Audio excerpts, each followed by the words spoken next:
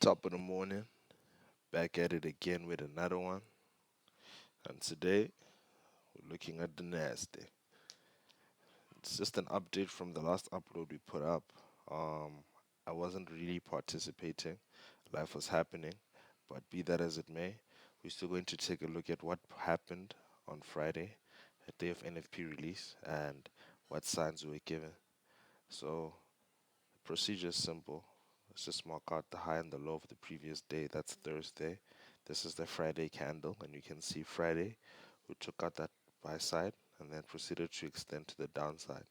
Today we even touched or took out that low over there, and we'll see. We'll see which way we end up going. Interesting to note that that wick came about at this gap here, this area. You can see we wicked there, wicked there. Very interesting to note, but yeah, going down to the 4 hour ting. Okay, you can see here we had a high, swept that high, strong displacement to the downside, candle closed, that's a fair value gap there. Price popped up to hit it. Now we might get a bit of a push up and then continue down. Who knows?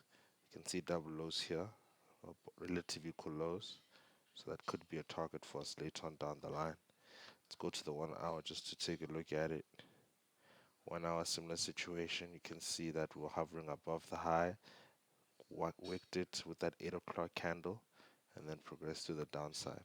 Say M15. M15 is giving us a bit clearer story.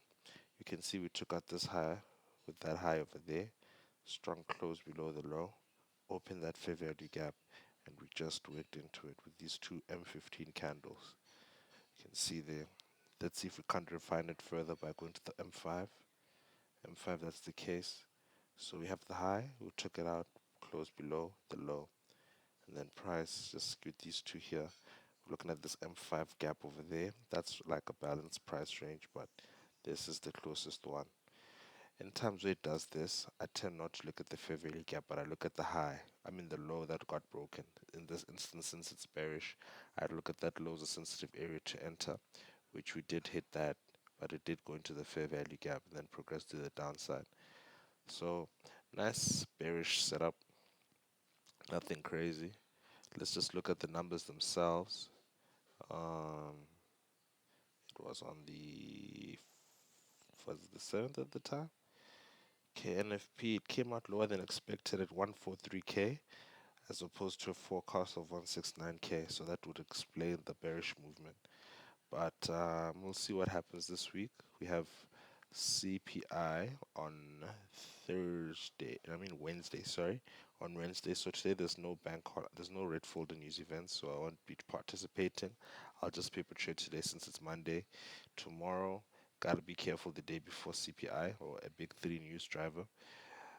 Wednesday, obviously we take part after the news has dropped. Okay, a Fed Chair Powell testifying. So this CPI might be a bit crazy, but we'll see how it goes. And then Thursday should be a calm, easy day. Friday as well should be a calm and easy day, but we'll see. And the next week we have a bank holiday, of course. So busy week coming up. We'll see what it does for us this week. Just for transparency, to show you guys the state of the account.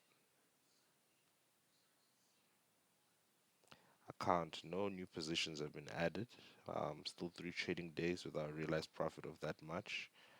Account history. You can see that last trade where we were messed up that day. That's where we got back at it. But I think I did post about this day. Yeah, probably did. Probably did. But no new positions. Position or account is still as is, and we're waiting to see what Monday has for us. So, short video, nothing crazy, just an update. Like I said, we didn't take part with NFP, life was happening, but we'll see what happens this week. Thank God for the skill. Let's have a good one and stay safe.